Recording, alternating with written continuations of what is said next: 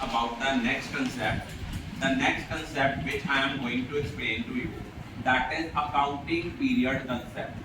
अब आप कहोगे सर अकाउंटिंग पीरियड कंसेप्ट क्या होता है?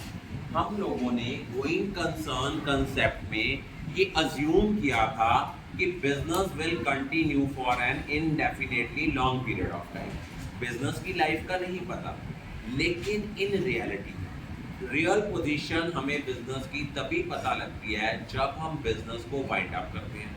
अब बिजनेस मान लो वाइंड अप होता है 100 साल बाद, तो 100 साल तक हमें पता ही नहीं लगेगा हम पोजीशन किस पोजीशन पे स्टैंड कर रहे हैं, हमारी प्रॉफिटेबिलिटी पोजीशन क्या है, हमारी फाइनेंशियल पोजीशन क्या है। इसलिए हम क्या करते हैं, अपनी बिजनेस की टोटल लाइफ को 12 मंथ्स के पीरियड में डिवाइड करते हैं, जिसको हम कहते हैं अकाउंटिंग पीरियड। और अकाउंटिंग पीरियड आपका शुरू होता है 1 अप्रैल से 31 मार्च। कैलेंडर ईयर शुरू होता है जनवरी टू दिसंबर, बट आपका अकाउंटिंग जो फाइनेंशियल ईयर है that start from 1 April to 31 March of the next year. तो अकाउंटिंग पीरियड कंसेप्ट कहता है कि हम बिजनेस की रियल पोजीशन जो होती है बिजनेस की, ये हमें तभी पता लगती है जब हम बिजनेस को वाइंड अप करते हैं। लेकिन गोइंग कंसर्न कंसेप्ट में हम ये अज्यूम करके चलते थे कि बिजनेस कंटिन्यू रहेगा for an indefinitely long period of time.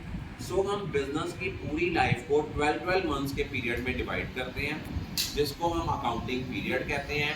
And after every 12 months हम लोग क्या बनाते हैं, फाइनेंशियल स्टेटमेंट्स बनाते हैं, प्रॉफिट एंड लॉस अकाउंट बनाते हैं, ताकि हमें ये पता लग सके हमारी प्रॉफिटेबिलिटी पोजीशन क्या है as well as financial position क्या है। उसके बाद जो हमारा नेक्स्ट कंसेप्ट है that is the cost concept. ये कंसेप्ट कहता है कि हमने सारे एसेट्स को रिकॉर्ड करना है उनकी परचेज प्राइस में। कहता है परचेज प्राइस का मतलब होता है उसमें उनकी एक्विजिशन कॉस्ट प्लस कोई transportation plus installation charges plus ready to make use. जब तक वो यूज में नहीं आ जाती उस स्टेज तक जितना भी हम खर्चा करते हैं वो सारा उस एसेट का पार्ट है। ये कहता है हमने एसेट्स को रिकॉर्ड करना है एट देयर परचेज प्राइस। और परचेज प्राइस में क्या क्या चीजें इंक्लूड होती हैं? परचेज प्राइस में इंक्लूड होती है cost of acquisition, transportation, installation and making the asset ready to use. ये जो कंसेप्ट है ये हिस्टोरिकल इन नेचर है, मतलब जितनी प्राइस हमने किसी चीज की पे की है हम उसकी उतनी प्राइस ही शो करेंगे, उससे ज्यादा नहीं।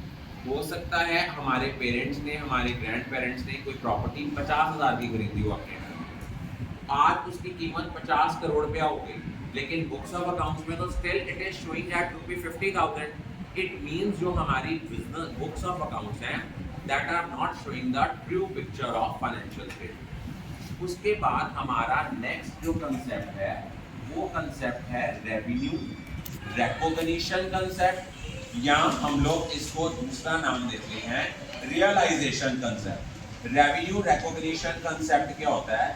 रेवेन्यू रिकॉग्निशन कंसेप्ट जो है वो ये क्या कहता है कि हम लोग रेवेन्यू जो होता है एक पर्टिकुलर बिजनेस ट्रांजैक्शन का, उसको हम अपनी बुक्स ऑफ अकाउंट्स में तभी रिकॉर्ड करते हैं जब ये रियलाइज होती है।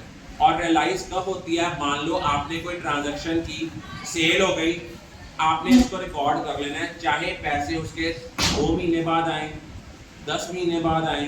फॉर एग्जांपल आपने जिस कोई गुड्स बेची है मार्च में 2024, पैसे आए हैं अप्रैल 2024 में जाके, तो वो हमारा रेवेन्यू मार्च 2024 का है, ना कि अप्रैल 2024 का। अगला कंसेप्ट है हमारा मैचिंग कंसेप्ट। मैचिंग कंसेप्ट क्या कहता है कि जब भी हम लोग किसी पर्टिकुलर ईयर की जो है प्रॉफिट को कैलकुलेट करते हैं, हम उस पर्टिकुलर ईयर के रेवेन्यू में से उस पर्टिकुलर ईयर की कॉस्ट को क्या करते हैं? माइनस करते हैं।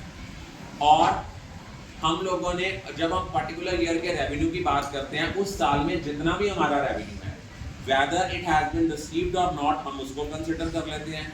और जब एक्सपेंसेस की बात करते हैं उस पर्टिकुलर ईयर की, तो वो चाहे एक्सपेंसेस हमने पे किए हैं या नहीं पे किए, बट अगर उस पर्टिकुलर ईयर के हैं तो उसको उन पर्टिकुलर ईयर के रेवेन्यू में से क्या करना पड़ेगा? माइनस करना पड़ेगा। नेक्स्ट कंसेप्ट है full disclosure.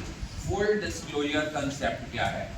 Full disclosure concept जो है, ये कंसेप्ट कहता है कि